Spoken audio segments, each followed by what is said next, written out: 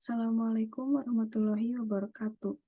Kepada yang terhormat Ibu Eriska Ginalita Dwi Putri, SHMH, selaku dosen pembimbing mata kuliah Hukum Perdagangan Internasional.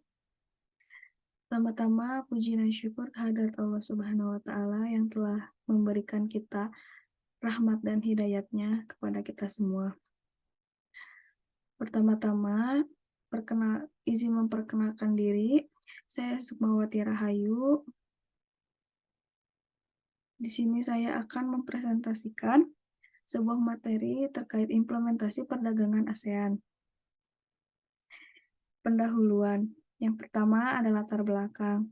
Suatu perdagangan internasional, kawasan merupakan pembahasan yang tidak asing lagi dalam kajian ilmu hukum internasional, di mana suatu aktor negara mencoba bernegosiasi dengan aktor negara lain untuk melakukan suatu perjanjian perdagangan bebas demi meningkatkan kemakmuran ekonomi, serta untuk menimbulkan suatu keharmonisan hubungan antar negara tetangga. Selain itu juga, dengan melakukan suatu kerjasama perdagangan internasional, suatu negara dapat meraih kepentingan nasionalnya, seperti skema kerjasama ASEAN dan yang lebih besar lagi adalah kerjasama ASEAN-Cina Free Trade Area. Dari kedua kerjasama tersebut mendorong negara Thailand untuk mengambil peluang sebaik-baiknya dalam memajukan perekonomian negaranya.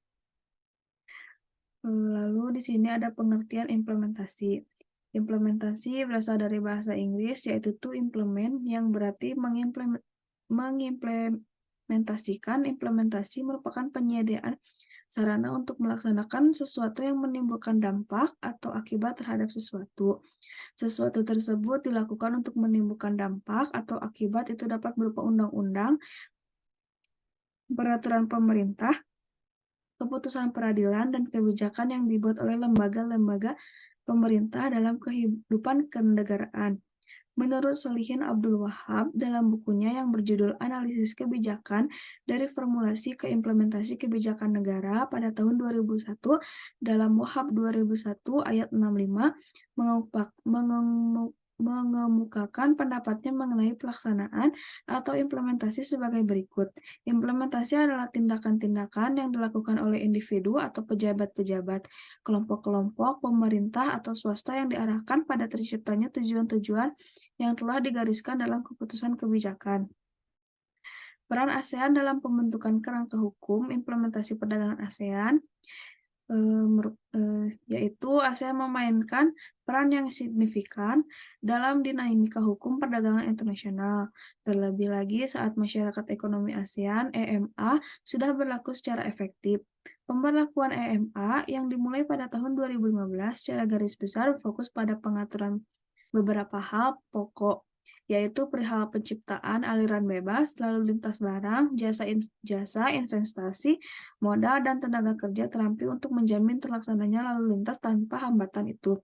ASEAN membentuk beberapa perjanjian internasional yang secara substansi mengatur tentang lalu lintas barang, jasa, investasi, modal, dan tenaga kerja terampil di kawasan Asia Tenggara. Kajian ini menyimpulkan bahwa personalitas hukum ASEAN baru diperoleh saat Piagam ASEAN mulai berlaku secara efektif, dan sejak saat itu ASEAN sebagai organisasi internasional mulai banyak memproduksi pengaturan mengenai perdagangan internasional, terutama dalam bentuk perjanjian internasional.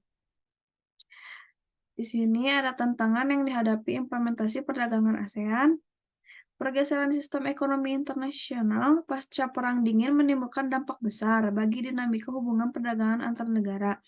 Amerika Serikat pun menjadi satu-satunya negara superpower dengan ideologi kebebasan di segala bidang.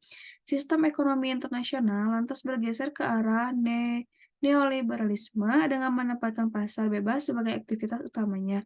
Akibatnya, negara-negara dituntut untuk mampu mengakomodasikan sistem tersebut. Lanjutan, instabilitas kawasan ASEAN memiliki berbagai bentuk seperti tantangan politik, tantangan ekonomi, bahkan hingga tantangan keamanan. Dampak dari bencana alam hebat yang menghantam Filipina pada tahun 2013, pencabutan berbagai skema, subsidi, serta penerapan berbagai kebijakan jaminan sosial di negara-negara kawasan transisi politik yang sedang dialami oleh Indonesia, krisis politik yang terjadi di Thailand, penerapan hukum syariah di Brunei Darussalam, konflik militer terbuka antara Vietnam dan Tiongkok, sengketa kepulauan di kawasan Laut Cina, Selatan antara Tiongkok dengan lebih kurang 6 negara anggota ASEAN, serta masih belum cepatnya pembangunan infrastruktur adalah beberapa contoh di antaranya. Beberapa contoh tantangan kawasan tersebut menunjukkan bahwa ketidakpastian akan menjadi tantangan laten pemerintah untuk menjaga momentum perekonomian yang ada. Stabilitas nasional menjadi hal yang esensial dalam menjaga daya pikat bagi investor global untuk mengembangkan sektor industri manufaktur, menjaga stabilitas politik, ekonomi, dan menjaga tingkat kepercayaan dari masyarakat dunia adalah pekerjaan rumah bagi pemerintah negara-negara ASEAN. Kesimpulannya, semua perdagangan internasional kawasan merupakan pembahasan yang tidak asing lagi dalam kajian ilmu hubungan internasional, di mana suatu aktor negara mencoba bernegosiasi dengan aktor negara lain untuk melakukan suatu perjanjian perdagangan bebas demi meningkatkan kemakmuran ekonomi, serta untuk menimbulkan suatu keharmonisan hubungan antar negara tetangga. Suatu perdagangan internasional kawasan merupakan pembahasan yang tidak asing lagi dalam kajian ilmu hubungan internasional, di mana suatu aktor negara mencoba bernegosiasi dengan aktor negara lain untuk melakukan suatu perjanjian perdagangan bebas demi meningkatkan kemakmuran ekonomi, serta untuk menimbulkan suatu keharmonisan hubungan antar negara tetangga. Selain itu juga, dengan melakukan suatu kerjasama perdagangan internasional, suatu negara dapat meraih kepentingan nasional. Sekian presentasi dari saya, mohon maaf jika banyak kesalahan. Assalamualaikum warahmatullahi wabarakatuh.